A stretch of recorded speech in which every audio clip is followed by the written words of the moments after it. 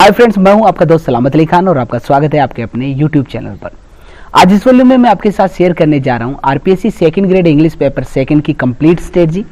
English में किन authentic sources को पढ़कर आप पेपर सेकंड में 300 में से 290 प्लस मार्क्स ले सकते हैं। जी हाँ, ये मुश्किल जरूर है लेकिन नामुमकिन नहीं है। अगर आपको लगता है कि आप काफी मेहनती है लेकिन आपके पास ऐसे ऑथेंटिक सोर्सेज नहीं है, आपके पास ऐसी कोई गाइडेंस नहीं है, तो आज मैं जो बुक्स आपको सजेस्ट करने जा रहा हूं आप उन बुक्स को फॉलो कीजिएगा और वाकई में आप 290 में से ज्यादा मार्क्स ले सकते हैं। अंग्रेजी के विद्यार्थियों की सबसे बड़ी कमी रहती है उनका पेपर फर्स्ट। मेरा भी पेपर फर्स्ट हमेशा से वीक रहा है, चाहे वो आरपीएससी 2013 सेकंड ग्रेड हो, चाहे वो आरपीएससी 2015 स्कूल लेक्चरर हो।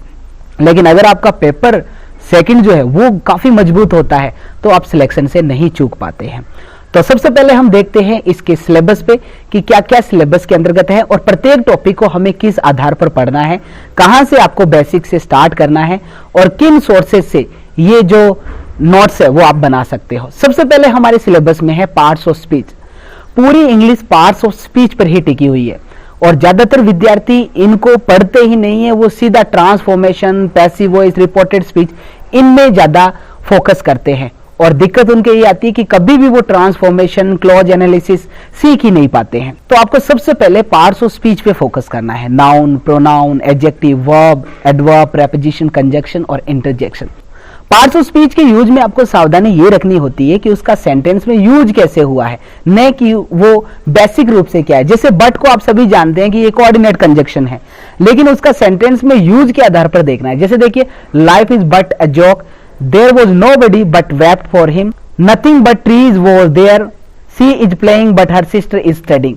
इन चारों सेंटेंसेस के अंतर्गत बट का यूज अलग अलग है। Life is but a joke, यहां पर ये एडवर्ब है। There was nobody but wept for him, यहां पर ये रिलेटिव प्रोनाउन है। Nothing but trees was there, यहां पर ये बट एक प्रेपोजिशन है। और फॉर देखिए, she is playing but her sister is studying, यहां पे ये कोऑर्डिनेट कंजक्शन है। तो पहली गलती ज्यादातर हम यहीं पे कर देते हैं कि पार्ट्स ऑफ स्पीच को सही तरीके से नहीं पढ़ते हैं। तो एक ही पार्ट ऑफ स्पीच कितने रूपों में यूज हो सकता है, आपको पहला फोकस पार्ट्स ऑफ स्पीच को पढ़ने में यही करना है।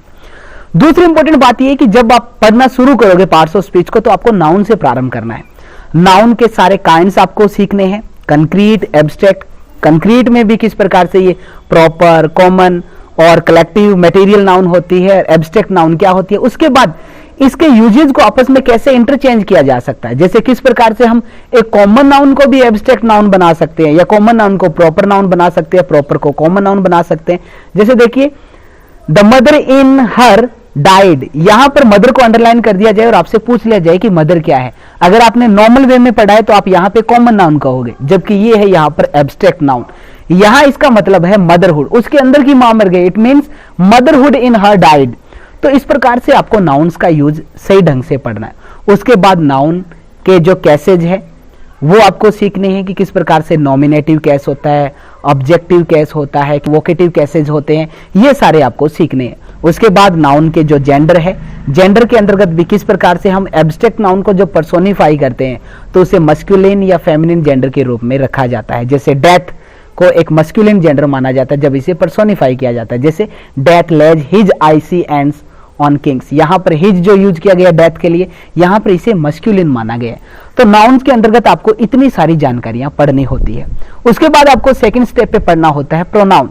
प्रोनाउन के अंतर्गत आपको सारे प्रोनाउन पहले पहचानने आने चाहिए, फिर प्रोनाउन में जो इट का यूज है वो आपको स्पेशली फोकस करना चाहिए। किस प्रकार से इसे इंपर्सनल प्रोनाउन के रूप में भी यूज किया जाता है, किस किस के लिए इट का यूज किया जाता है, ये सारे यूजेस सीखने। फिर प्रोनाउन के अंतर्गत जो रिलेटिव प्रोनाउन का यूज है वो सबसे इंपॉर्टेंट है क्योंकि वो आपके क्लॉज के अंतर्गत भी मदद करेगा। किस प्रकार से एडजेक्टिव क्लॉज बनेगा, वहां पे रिलेटिव प्रोनाउन का यूज किया जाएगा। कहां पर रिलेटिव एडवर्ब आएगी तो इनमें हम डिफरेंस सीखेंगे।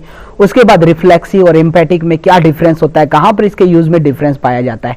तो प्रोनाउन के अंतर्गत भी बहुत सारी डिटेल्स आपको सही ढंग से सीखनी है। उसके बाद आपको एडजेक्टिव पढ़ना है। एडजेक्टिव आप पढ़ोगे तो उसके काइंड्स तो आप सीख ही जाओगे। एडजेक्टिव के अंतर्गत एक एडजेक्टिव आएगा ऐसा जो प्रोनाउन भी होता है, एडजेक्टिव भी होता है, इसीलिए उन्हें क्या है प्रोनोमिनल एडजेक्टिव कहा जाता है। कहने का मतलब जो प्रोनाउन एडजेक्टिव का काम करते हैं उन्हें प्रोनोमिनल एडजेक्टिव कहा जाता है। तो वो यूजेज आप सही तरीके से सीखोगे कि कब इसके तुरंत बाद नाउन आती है तो वो एडजेक्टिव बनता है, कब उसके दूर नाउन आती है तो वो प्रोनाउन रहता है। जैसे दिस बुक, यहां पर दिस एक एडजेक्टिव है, दिस इज अ बुक यहां पर ये एक प्रोनाउन है। तो ये चीजें भी आपको सीखनी है। एडजेक्टिव और प्रोनाउन में डिफरेंस करना आपको आना चाहिए। उसके बाद जब एडजेक्टिव पढ़ोगे तो एडजेक्टिव के साथ ही आपको डिग्री ऑफ कंपैरिजन पढ़नी है। कौन से ग्रेडेबल एडजेक्टिव होते हैं, कौन से नॉन ग्रेडेबल होते हैं, किस प्रकार से इसे डिग्री में इंटरचेंज किया जाता है। उसके बाद आपको पढ़ना है वर्ब। वर्ब के अंदर वर्ब को आपके सारे प्रकार पढ़ने हैं। ट्रांजिटिव वर्ब के भी कई प्रकार होते हैं, जैसे मोनो ट्रांजिटिव है, डाई ट्रांजिटिव है, कॉम्प्लेक्स ट्रांजिटिव है। जब आप कॉम्प्लेक्स ट्रांजिटिव पढ़ेंगे तब आपका जो स्वका का जो एक पार्ट है वो भी आपका अच्छे से क्लियर हो जाएगा। तो कहने का मतलब जब हम पार्ट्स ऑफ स्पीच को अच्छे से पढ़ लेंगे, वर्ब के सारे यूजेस सीख लेंगे, उसके बाद हम एडवर्ब को सीखेंगे, फिर प्रेपोजिशन, कंजक्शन, इंटरजेक्शन जैसे पार्ट्स ऑफ स्पीच हमारे क्लियर होंगे, उन पार्ट्स ऑफ स्पीच के आधार पर हम एमएचएम को बहुत शानदार तरीके से कर सकते हैं। इसके आधार पर हम स्वका को कर सकते हैं। इसके आधार पर हम क्लॉज एनालिसिस पूरा तरीके से कर सकते हैं, ट्रांसफॉर्मेशन कर सकते हैं, कब सिंपल को कंपाउंड में, कॉम्प्लेक्स में चेंज करना है, ये सारी चीजें हम आसानी से कर सकते हैं। और इन्हीं पार्ट्स ऑफ स्पीच पर आधारित एक टॉपिक और लगता है वर्ब पैटर्न्स, उसको भी सीखा जा सकता है। और जब आप फ्रेज को क्लॉज में एनालिसिस करना सीखोगे तब आप सिंपल को कंपाउंड और कॉम्प्लेक्स में चेंज करना भी आसानी से सीख जाओगे। तो इस प्रकार से सबसे पहले आपको पार्ट्स ऑफ स्पीच पर फोकस करना चाहिए। और इन पार्ट्स ऑफ स्पीच को आप कहां से पढ़ सकते हैं, इसके लिए देखिए कौन कौन सी बुक्स है। इसके लिए आप जॉन ईस्टवुड की ये बुक जरूर पढ़िएगा। इसके अलावा कॉलिंस की ये बुक आपको जरूर पढ़नी है। इसके अलावा सिडनी ग्रैनबॉम की ये बुक बहुत ज्यादा शानदार है। और एक है the Cambridge grammar of English language, ये बुक बहुत ही शानदार है पार्ट्स ऑफ स्पीच के लिए। अगर इन 4 सोर्सेज से आप पार्ट्स ऑफ स्पीच को पढ़ लेते हो तो आपका ये टोटल जो ग्रामर इंग्लिश के अंतर्गत आती है वो अच्छे तरीके से कवर हो सकती है। तो अगर ये बुक आप एफर्ड कर सकते हैं तो बहुत अच्छा है।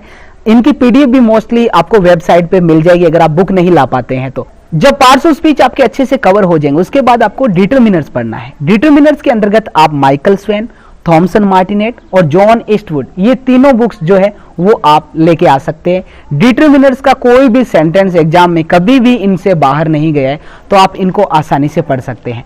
दूसरा, इनमें डिटरमिनर का कॉन्सेप्ट इतना बढ़िया तरीके से मिलेगा कि आपको डिटरमिनर्स के लिए कहीं जाना नहीं पड़ेगा और बहुत सारे कॉन्सेप्ट आपके क्लियर हो जाएंगे, नाउन से रिलेटेड भी।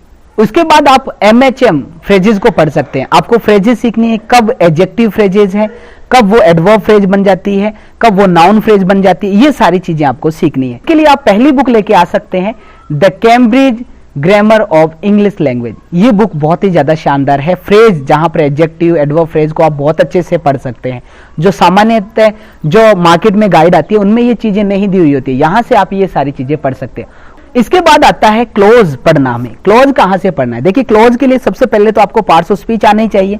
इसके अलावा आपको कंजक्शन बहुत अच्छे तरीके से आने चाहिए, कोऑर्डिनेट कंजक्शन, सबऑर्डिनेट कंजक्शन, क्योंकि जब ये आते हैं तो आप क्लोज को बहुत अच्छे तरीके से डिफाइन कर पाएंगे। कब प्रिंसिपल क्लोज कहां है, डिपेंडेंट कहां है, इंडिपेंडेंट क्लोज कहां पे है, कब नाउन क्लोज होता है, कब एडजेक्टिव क्लोज होता है, कब एडवर्ब क्लोज होता है, इनको बहुत अच्छे तरीके से आप सीख सकते हैं। क्लोज के लिए आपको कौन कौन सी बुक लेके आनी है, सबसे पहले आप लेके आ सकते हैं थॉमसन मार्टिनेट। देखिए थॉमसन मार्टिनेट की ये खासियत है कि ज्यादातर स्टूडेंट्स के नाउन क्लोज और एडजेक्टिव क्लोज आएगा एक जगह, जिनके बहुत ज्यादा कंफ्यूजन है कि कब वो नाउन क्लोज है, कब एडजेक्टिव क्लोज है। एक कंडीशन ऐसी आती है जहां पर पता नहीं चलता, क्योंकि वहां पर वो नाउन क्लोज है, वो नाउन क्लोज इन एपोजिशन के रूप में यूज होता है। तो इसके लिए आप थॉमसन मार्टिनेट ये तो लाएंगे, इसके अलावा माइकल स्वेन की ये बुक भी लेके आइए। जॉन ईस्टवुड की भी बुक आपको लानी चाहिए। इसके लिए फंडामेंटल ऑफ इंग्लिश लैंग्वेज, ये बुक बहुत ज्यादा शानदार है क्लोज पढ़ने के लिए। इसके अलावा एफ.टी. वुड की बुक आप क्लोज पढ़ने के लिए लेके आ सकते हैं, क्लोज का पूरा कॉन्सेप्ट क्लियर हो जाएगा। इसके बाद आपको verb pattern, parts of speech आते हैं तो वर्ब पैटर्न में किसी प्रकार की दिक्कत नहीं है। वर्ब पैटर्न आएंगे तो आप स्वका भी आसानी से कर सकते हैं। तो वर्ब पैटर्न के लिए आप ए.एस. हॉर्नबी और इसके अलावा रेन एंड मार्टिन, ये 2 बुक भी अगर पढ़ते हैं तो आप पूरे तरीके से वर्ब पैटर्न को अच्छे तरीके से कर सकते हैं। इसके बाद आता है नॉन फाइनाइट। नॉन फाइनाइट के लिए आप जॉन ईस्टवुड की पढ़ सकते हैं। मार्टिन हेविंग्स की तो बहुत ज्यादा शानदार बुक है, इस टॉपिक को पढ़ने के लिए सबसे बेस्ट है नॉन फाइनाइट के अंतर्गत। और रेमंड मर्फी की ये सारी बुक्स जो है वो आपका ये टॉपिक बेहतर तरीके से क्लियर कर सकती है, क्योंकि इन बुक में से आपको एग्जैक्ट क्लियर हो जाएगा कि कब आपको इन्फिनेटिव यूज करनी है, कब आपको जेरेंड यूज करनी है।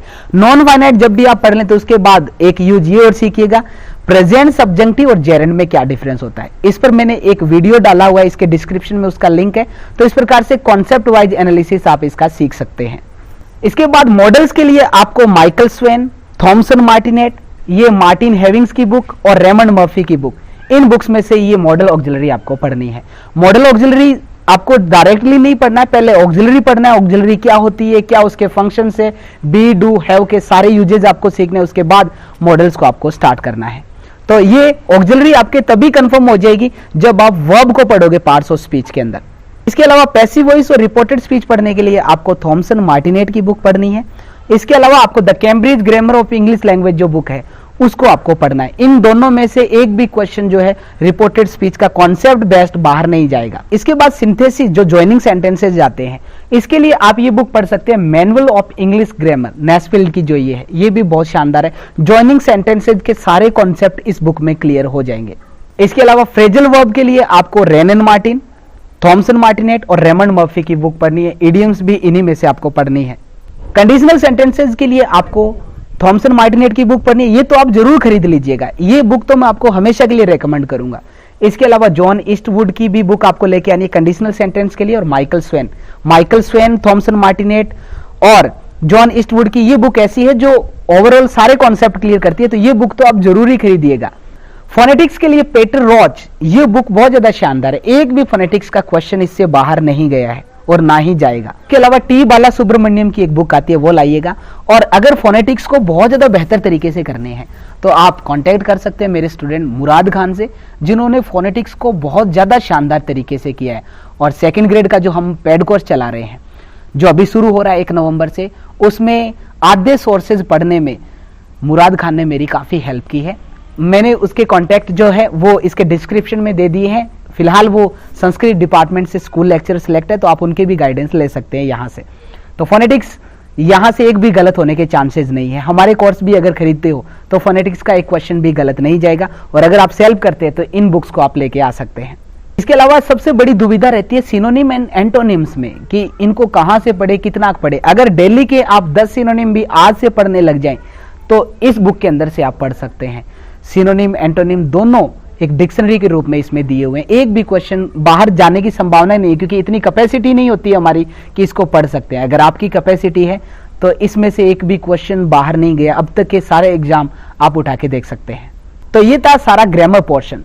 लिटरेचर के अंतर्गत फिगर्स ऑफ स्पीच और लिटरेरी फॉर्म्स के लिए आप MH अब्राम की बुक ये लेके आइए। इसके अलावा इंडियन राइटर्स के लिए आपको कोई बुक लाने की जरूरत नहीं है। गूगल से आप सारे नाम सर्च कीजिए, जिनमें सबसे इंपॉर्टेंट R.K. नारायण है, रविंद्रनाथ टैगोर है, मुल्कराज आनंद है, खुशवंत सिंह है, नीता देसाई है, ये सारे जो फेमस है, चेतन भगत है जो आधुनिक में है। तो इन सारों को आप गूगल कीजिए। इनके आपको वर्क्स कैसे पढ़ने हैं, अगर किसी को साहित्य अकेदमी अवार्ड मिला है तो वो आपको नोट करना है। अगर किसी पे मूवी बनी है, जैसे R.K. नारायण के गाइड पे बनी हुई है, तो वो नोट करना है। और सबसे इंपॉर्टेंट, अगर किसी नॉवेल को या किसी कंपोजिशन को बुकर प्राइज मिला हुआ है तो वो जानकारी भी आपको नोट करनी है। तो इस प्रकार से ऐसे आप गूगल से सारे सोर्सेज बना सकते हैं। इसके अलावा नेक्स्ट और लास्ट पोर्शन जो लगता है वो लगता है टीचिंग मेथड्स का। टीचिंग मेथड्स के लिए ज्यादातर स्टूडेंट्स के पास कोई ऑथेंटिक गाइड रहती नहीं है।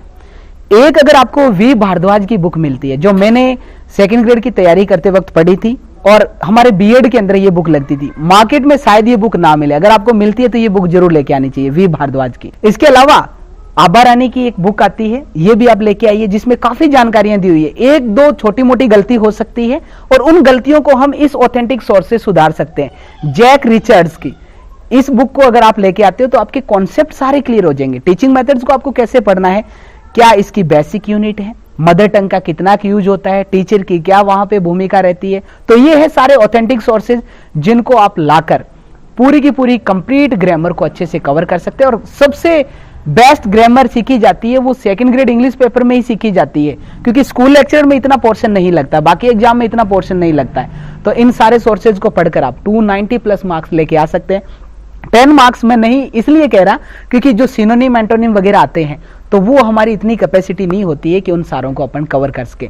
अगर फिर भी आप इन सोर्सेज से तैयार करते हैं तो 290 नंबर कोई नहीं रोक सकता है आपका। हो सकता है जो लोग वीडियो देख रहे हैं वो मेरे इन सोर्सेज की आलोचना भी करें कि एक सामान्य स्टूडेंट को इतनी ऑथेंटिक गाइड सजेस्ट करना सही नहीं है। लेकिन मैंने ये वीडियो उन विद्यार्थियों की मांग पर बनाए हैं जिन्होंने मेरे को ये विश्वास दिलाया कि सर आप सोर्सेज बताइए, तैयारी हम करेंगे। तो ये वीडियो उन्हीं को डेडिकेट है। दूसरा, जिन स्टूडेंट्स को लगता है कि वो एक या दो गाइड से भी पढ़ सकते हैं, तो उसके लिए मैं कहूंगा आप रेनन मार्टिन, थॉमसन मार्टिनेट की बुक, माइकल स्वेन की बुक, रेमंड मर्फी की, लिटरेचर के लिए एमएच अब्राहम की, और टीचिंग मेथड के लिए ये रिचर्ड्स की बुक आप जरूर लेके आइएगा। और जिन विद्यार्थियों को लगता है कि नहीं हमें पूरा का पूरा कवर करना है, अच्छी मार्किंग लेनी है ताकि जो फर्स्ट पेपर है वो हमारे सिलेक्शन में रोड़ा ना बने, तो आप इन सारी चीजों को लेके आ सकते हैं। और आप सभी के लिए खुशखबरी और है, इन सारे ऑथेंटिक सोर्सेज को जो मैंने आपको सजेस्ट किया है, इनको हमने पहले पढ़ा है, अब भी हम पढ़ रहे हैं। मार्केट के अंतर्गत ये बुक अवेलेबल है लेकिन बहुत ज्यादा कीमत पर है, इनको हम अफोर्ड नहीं कर सकते, सामान्य विद्यार्थी अफोर्ड नहीं कर सकते। हमने भी इनकी बहुत सारी पीडीएफ को प्रिंट करवाया है, उसके हर एक बुक के लगभग 400-500 पेजेज हुए हैं प्रिंट के आधार पर, और उन बुक्स को हमने काफी हद तक पढ़ा है और काफी हद तक हम पढ़ रहे हैं, इसलिए आपको सजेस्ट किया है।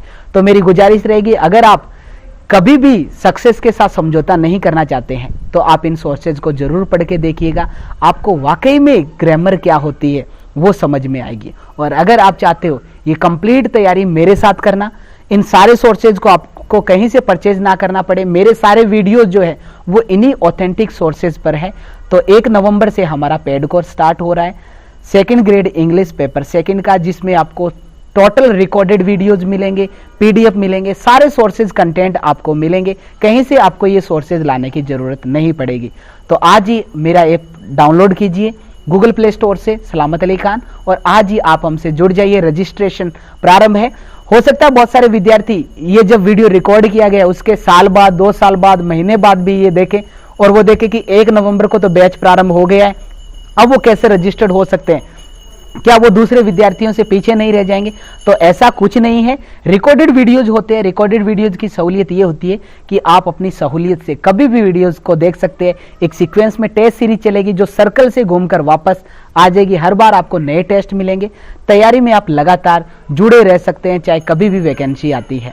और जाते जाते मैं गुजारिश करूंगा मेरे उन स्पेशल सब्सक्राइबर से जो हमेशा उल्टा थंब दिखाते हैं, मैं गुजारिश करूंगा अगर आपको कहीं कमी लगती है कंटेंट में, कहीं मेरी गाइडेंस में कमी लगती है, तो आप सजेशन जरूर दीजिए। सजेशन लिखना ना भूलिएगा, भले ही आप उल्टा थंब जरूर कीजिए लेकिन आप अपने सजेशन भी लिखना जरूर ना भूलें, ताकि मैं अपनी इन क्वालिटी के अंतर्गत, अपने वीडियोस के अंतर्गत और ज्यादा सुधार कर सकूं और आपके सजेशन की वजह से बहुत सारे विद्यार्थियों को और फायदा हो सके।